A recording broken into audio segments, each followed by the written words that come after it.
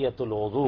আসলে মসজিদে প্রবেশ করলে প্রথম 2 রাকাত নামাজ পড়েই বসতে হয়। যতক্ষণ না ব্যক্তি 2 রাকাত নামাজ না পড়বে মসজিদে বসার অধিকার হয় না। 4টি প্রসিদ্ধ মাযহাবে 3 মাযহাবে এটা ওয়াজিব। আবু হানিফা আলাইহির রাহমা এটা বলেছেন সুন্নাহ। কিন্তু এর মর্যাদা এতটাই বেশি যে বুখারীর হাদিসে রয়েছে, রাসূল সাল্লাল্লাহু আলাইহি ওয়াসাল্লাম ইরশাদ করেছেন, তিনি মেরাজ থেকে ফিরে এসে বেলাল রাদিয়াল্লাহু আনহুকে ডেকে বলেন, ও বেলাল, ইন্নী সামি'তু দাফফান আলাইকা ফিল জান্নাহ, আমি জান্নাতে চলতে গিয়ে তোমার চটি জুতার পায়ের আওয়াজ আমি শুনতে পেয়েছি, কি ভালো কাজ করো। বেলাল রাদিয়াল্লাহু আনহু বলেন, ইয়া রাসূলুল্লাহ সাল্লাল্লাহু আলাইহি ওয়াসাল্লাম, আমার মা বাবা আপনার জন্য উৎসর্গিত হোক, আমি কেবল একটা কাজ করি, যখনই ওযু করি 2 রাকাত নামাজ পড়ি।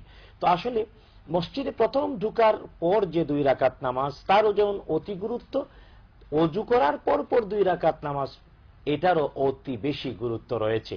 সুতরাং দুইটাকেই মেনটেন করতে হবে। এই ক্ষেত্রে মসজিদে ঢোকার পর প্রথম 2 রাকাত নামাজ তাহিয়াতুল মসজিদ বা দুখলুল মসজিদ পড়ে তারপর তাহিয়াতুল ওযু পড়লেন, তাও হতে পারে। অথবা আপনি মসজিদের আঙ্গিনায়, ওযুতে মসজিদের আঙ্গিনাই করতে হবে ব্যাপারটা এমন নয়, ঘরে করলেন ওযু, ঘরের মধ্যেই 2 রাকাত তাহিয়াতুল ওযু পড়ে নিলেন। আর যদি মসজিদের আঙ্গিনায় করেন তাহলে মসজিদের দুখলুল মসজিদকে অগ্রগণ্য করে আগে 2 রাকাত মসজিদের প্রবেশ করার নামাজ পড়ে তারপরে 2 রাকাত ওযুর নামাজ